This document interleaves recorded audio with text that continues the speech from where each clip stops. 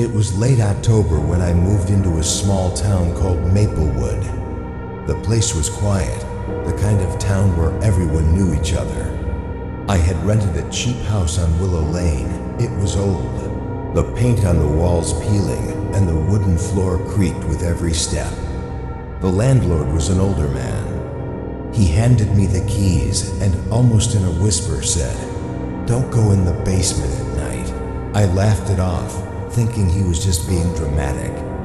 The first few days went by normally.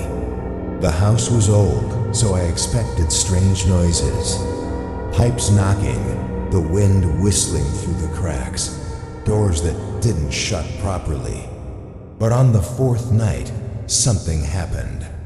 I was in bed around midnight when I heard slow, heavy footsteps coming from downstairs. They didn't sound like creaks from the wood. It sounded like someone actually walking. I froze, holding my breath, waiting to hear them again. After a long silence, I convinced myself it was just my imagination. The next night, it happened again. Only this time, the footsteps stopped right outside my bedroom door. I stared at the crack under the door, waiting to see shadows, but nothing appeared. I sat awake until the sun came up. On the sixth night, I decided I couldn't keep ignoring it. Around 1 a.m., when the house fell silent, I heard it again, the dragging footsteps. This time, I grabbed a flashlight and slowly crept downstairs. The living room was empty. The kitchen was dark and cold. Then I heard it scratching. It was faint, but it was coming from the basement door. The landlord's words echoed in my head. "Don't go in the basement at night." My hand shook as I reached for the doorknob. The scratching stopped. I slowly pulled the door open, and a wave of cold, rotten air hit me. I shined my flashlight down the steps. At first, I thought I saw nothing. Just old boxes, a broken chair, and darkness. But then, something in the far corner moved. It was so fast I thought my eyes were playing tricks. I whispered out, "Hello?" That's when I heard it, a deep, wet breathing sound. It wasn't human. My chest tightened as the breathing grew louder, closer, though nothing moved toward me. Suddenly, the basement door slammed shut from behind, throwing me into pitch black. I dropped the flashlight. It rolled on the floor, the beam pointing toward the corner. And I saw it. Something pale, crouched low to the ground, its arms too long, its face hidden in shadow. Its breathing turned into a rattling growl as it crawled forward, dragging itself across the floor. I ran up the stairs, slamming against the door until it burst open. I didn't stop until I was out of the house and standing in the street, shaking. The neighbors turned their lights on, but I couldn't explain. The next morning, I went back with the landlord. But when we opened the basement door, the floor was empty. The boxes, the chair, even my flashlight were gone. Like the basement had swallowed everything. The landlord looked at me with hollow eyes and said, "I told you not to go down there at night." I moved out the next day. The house is still on Willow Lane, still empty. But sometimes people say that when you walk past at night, you can hear scratching from the basement windows.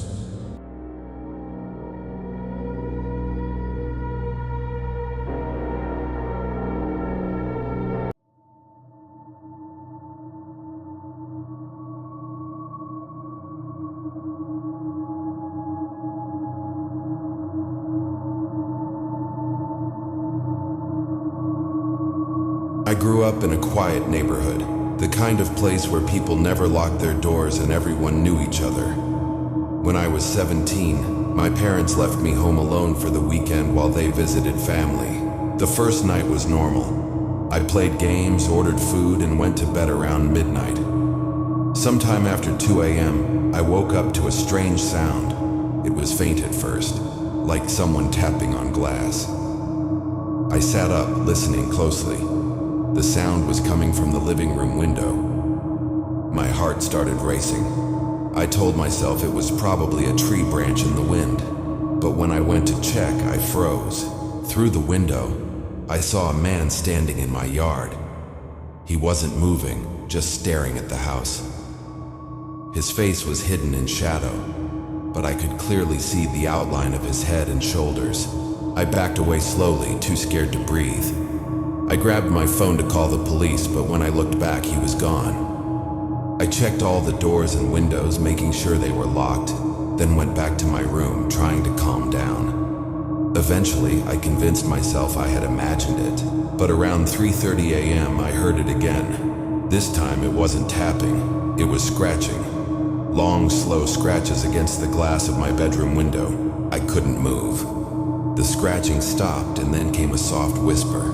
"I can see you." I dialed 911 with shaking hands, whispering into the phone that someone was outside my house. The dispatcher told me to stay hidden until officers arrived. But then, I heard footsteps inside the house, heavy, slow steps coming up the hallway. I pressed myself into the corner of my room, trying not to make a sound. The footsteps stopped right outside my bedroom door. The knob turned, just slightly, but didn't open. Seconds later, I heard sirens in the distance. The footsteps retreated, fast. By the time police arrived, the house was empty. But when they searched outside, they found muddy footprints leading up to every single window of the house. The officer told me whoever it was had been circling the house for hours, watching me. To this day, I still can't sleep near a window without closing the blinds and checking the locks a dozen times.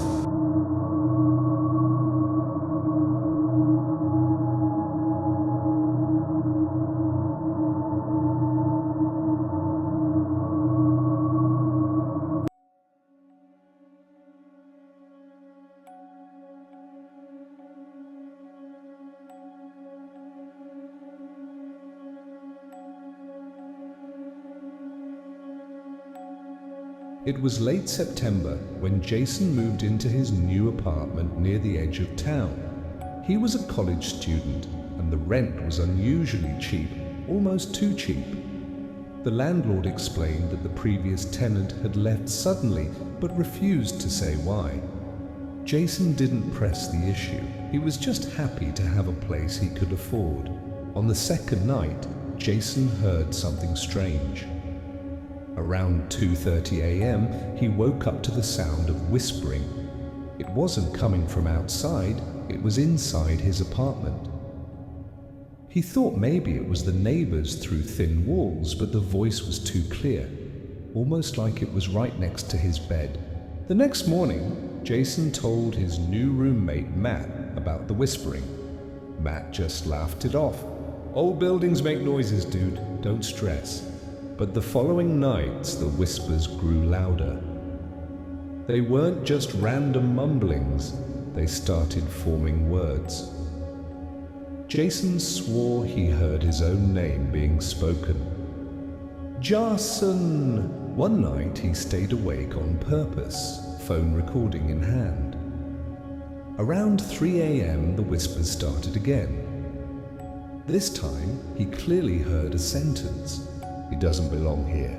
Jason froze. His phone's recording captured it perfectly.